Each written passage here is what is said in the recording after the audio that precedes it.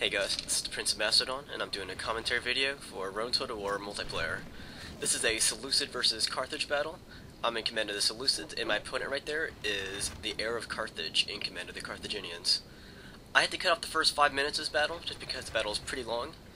As you can see from the starting positions, I am the guest player on this map, and the heir of Carthage was the host.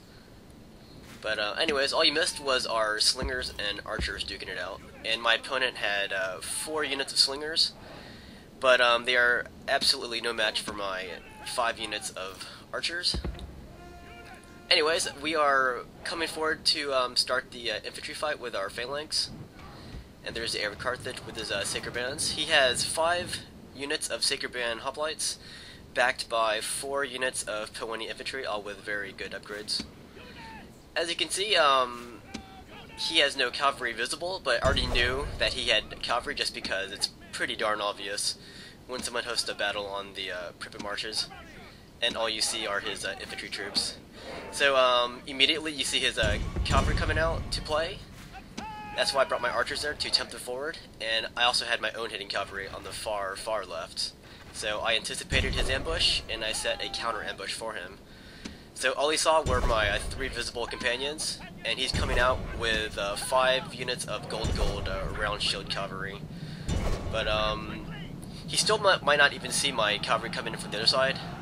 But you can tell from my unit roster list that I have 3 more squadrons of Greek cavalry and 1 more squadron of companions, and I'm gonna bushwhack him from the other side here. So yeah, whenever there's a forest map like this, always anticipate your opponent trying to ambush you. Alright, so you can see my archers were very successful in annihilating his slingers. He has maybe one or 2 units of heavily depleted slingers left, but I've slaughtered his cavalry. And I'm not going to pursue him just because my phalanx is in serious trouble here. So I'm going to let his cavalry run away. And during the battle, I almost knew for sure that they were going to come back from running away, but I would have to deal with them later. Right now I have to reinforce my phalanx. And because of my fraps being turned on, and because of this being a forest map, it's going to slow my micromanagement down. So this can make my unit control very sluggish here. But I'm doing hammer and anvil strikes on his left and right flanks there. I routed one of his units of Pewani. Now I'm going after his sacred bands, who are a lot tougher than the Pewani.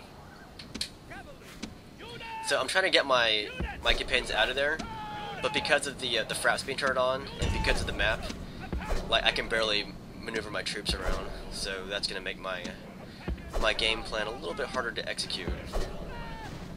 So here I am trying to peel my cavalry away from the fight, and already you see one of my pikemen being routed from the battlefield, and there's some of his round shells coming back from the fight, as I predicted. So I'm going to take my my cavalry that survived, and I'm going to charge into them before they play a part in the battle. I'm also getting my archers in on the action too, but you can see what happened. His superior infantry destroyed my silver shield phalanx there, and that was to be expected. Yeah, face to face against Hellenistic infantry, like the silver shields and royal pikes, the sacred bands are completely superior to those dudes there. So I wasn't surprised that his hoplites took out my pikemen so fast. I mean, I tried to support him, but because of the lag, I wasn't able to use my micro that well.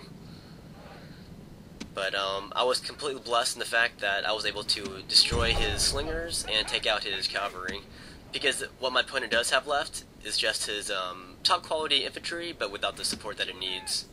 So I'm going to take my archers, surround him, and shoot his dudes from behind, and he has no defense against that. And this is exactly why the Roman testudo does not work online. It's because humans, they have the brains to get to the flanks and to the rears of the testudo and shoot it from behind. And there's really not much you can do about that. It might work against a computer, but that does not work online. Alright, so you can see my opponent. He has no answer to this. He's gonna just form into a little, not really a square, but it's almost like a square. He's trying to build like a all-around defense there against my cavalry, but I'm not going to strike him until I use my archers. So I'm going to keep my cavalry in motion here, just keep him guessing. But yeah, I'm not going to do anything until I use all my missiles. So anyways, as you guys know, and if you guys watched my battles before, you would know that the Seleucids and Carthaginians were friends. Yeah, after the Second Punic War, Hannibal hit out with the Seleucids there, and he actually fought for them too. At the naval battle of Eurymedon, he actually led the Seleucid navy against Rome's allies, the Rhodians, but the Rhodians completely owned the Seleucids there, led by Hannibal. So Hannibal was a great commander, but he was completely out of his element when he was fighting that naval battle. So basically, he's fighting like the Greek city-states now, reduced to his phalanx here. And I fought many Greek city-states opponents, so I'm not freaking out or anything. But yeah, this is why a lot of people at low money, they bring a lot of archers, because if you don't have them, this could happen to you. Alright, so these Sacred Brand hoplites, they're going to stand their ground and fight like Spartans here. And I guess I'm going to take the role as the Persians, and I'm going to blot out the sun with my archers here. As you can see, this battle is so long, so if you look at my unit roster list, you can see that blue, that little blue line right there by my archers. That indicates how many missiles they have left. So I am running low, but that's still no reason to freak out. Just use your arrows up, and that'll diminish his numbers, and it'll also demoralize him. And once that happens, I can charge with all my troops, my archers and my cavalry. So I'm going after the biggest clusters of troops now, because those guys will present the biggest challenge for my cavalry when I'm charging. So I want to keep his numbers low and keep shooting them from the flanks and from the rears. Alright, here my opponent sent a message. He says if I'm going to use all my archers up, all my missiles, then he wants me to play at triple speed. But I'm telling him right now that I can't do that because I'm using my missiles here, like to the maximum. So if he moves the front of his hoplites, I want to be able to adjust my aim to shoot at another target. So by going at triple speed, that'll give him the advantage, not me. So I refuse to go to triple speed. Alright.